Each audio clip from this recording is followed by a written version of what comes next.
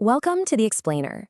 Today, we're going to get into something pretty specific, an analysis of the Quran-only movement in Islam. And what's interesting here is that we're looking at a critique that isn't really about faith or devotion. It's all about methodology. You might think a critique like this would come out swinging, but that's not what happens here. The source we're looking at actually starts with a nod of respect. It basically says, hey, I've appreciated this movement for a long time because its core goal, emphasizing the Quran, is a really good thing. Okay, so here's how we're going to break this all down. First, we'll touch on the appeal of the Quran-only idea. Then we'll get into the problem with the approach. After that, we'll make the case for context, what happens when you lose that connection, and finally, we'll look at what a more balanced path might look like. So let's start with that first point, the appeal. We're talking about recognizing a shared foundation here. The point being made is that the impulse behind this movement is something a lot of people can get behind.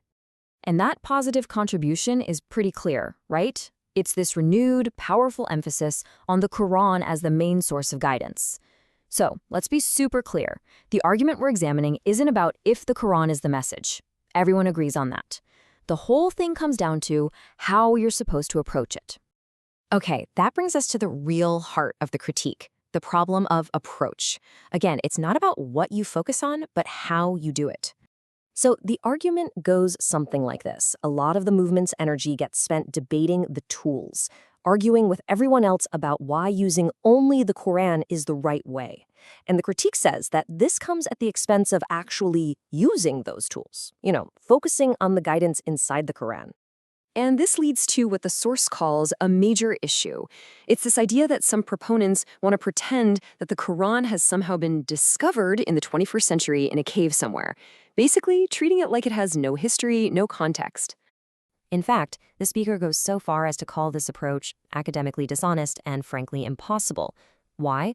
Because really, no text, none at all, can be fully understood without the context that surrounds it. It's just not possible. All right, so that's a big claim. Let's dig into the case for context. The argument here is that context isn't just some nice-to-have extra. It's absolutely essential. And the first place to look for proof? The Quran itself. A key question is, does the Quran itself point to outside knowledge?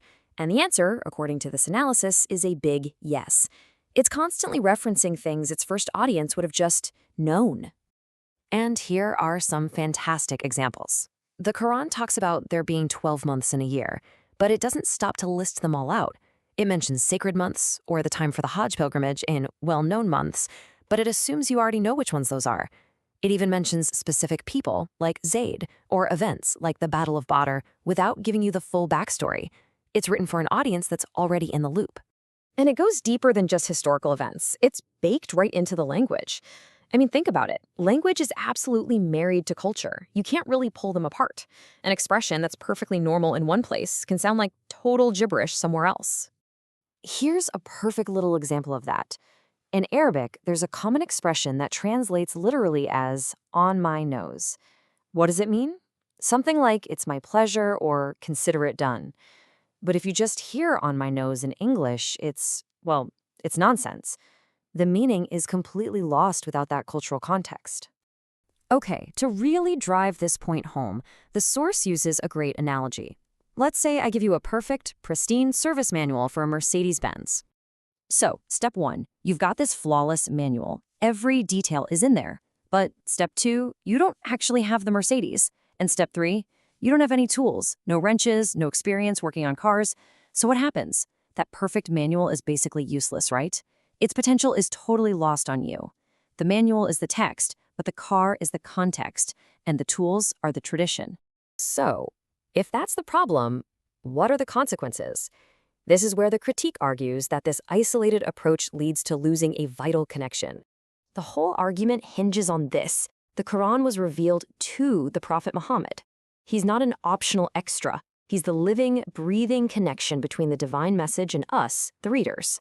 So the source argues, trying to bypass him to get to the text just doesn't make any sense.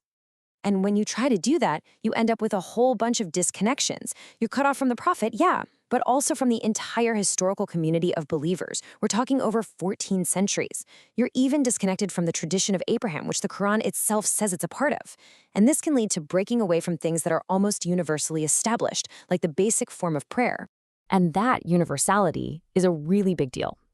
The speaker makes the point that an incredible 99.9% of Muslims, whether they're in South Africa or Iran or Japan, pray in fundamentally the same way. There's this amazing near-universal convention that spans the globe, and the argument is that a text-only approach puts that unity at risk. Okay, so if just throwing out the entire tradition is a flawed idea, what's the alternative? Well, that brings us to what the source calls a more balanced path. And the key here is that the alternative isn't just blindly accepting everything in the tradition either, not at all. The proposed alternative is to use the Quran as the ultimate yardstick. You take the tradition, you analyze it, you question it, and you measure it against the Quran. It's about engagement, not just wholesale acceptance or rejection. So let's say you come across a doctrine, an idea that's been around for a while, but it just seems to clash with what the Quran says. The advice here is question that specific doctrine. Don't tear down the whole house because one window is broken. Use the Quran as your tool for course correction, not a reason to abandon everything. And this all leads to one final, pretty stark analogy. The source says that approaching the tradition this way, it's like primitive people coming with clubs to a workshop to fix a car where you need spanners. It's using a crude, blunt instrument for a job that requires precision and the right tools. Which, when you think about it, leaves us with a really big question that goes way beyond this one topic. Is context always essential for understanding any sacred or foundational text? I mean, can you ever really truly separate a text from the world it came from?